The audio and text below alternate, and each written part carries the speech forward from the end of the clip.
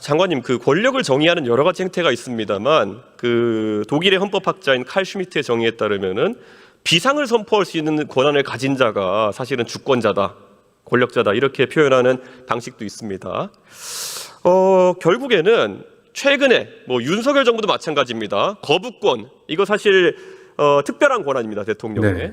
그리고 계엄 이거는 사용해서는 안 될 특별한 권한입니다.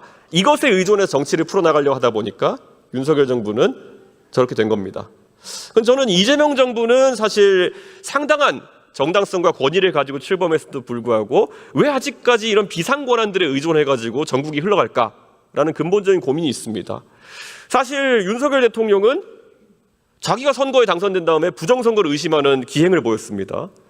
지금 검찰의 인사권을 오롯이 행사할 수 있는 이재명 정부에서 특별 검사를 둔 이유는 무엇입니까? 네, 정전화 의원님께서도 하시는 것처럼 예.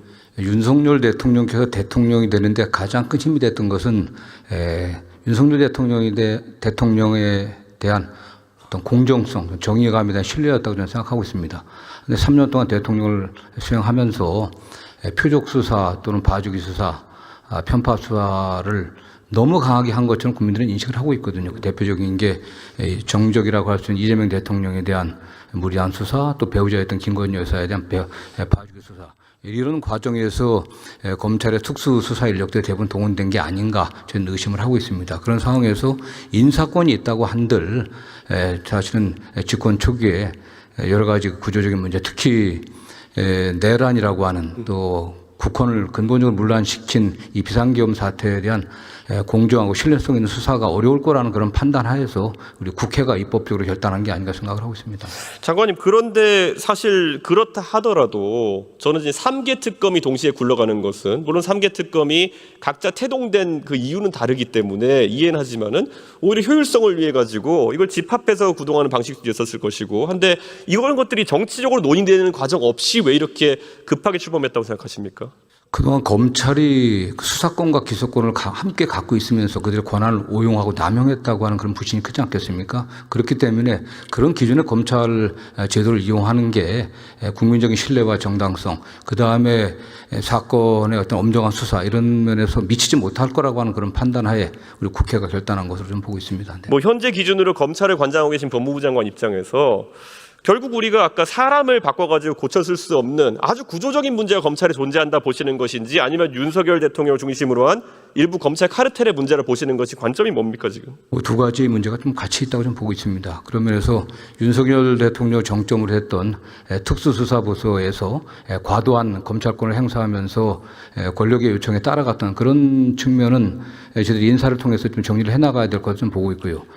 다만 지금 뭐 워낙 그 내란 비상계엄 사태가 엄중하지 않습니까, 사실은 이게. 그 다음에 그뿐만 아니라 윤석열 정권 3년 내내 어쨌든 봐주기 수사했던 도이치모터스 사건을 필두로 한 김건희 여사에 관련된 사건이 계속 그 국정농단의 라고 의심할 수 있는 그런 사건이 드러나고 있기 때문에 그 특검을 할 수밖에 없었지 않나 생각을 하고 있습니다.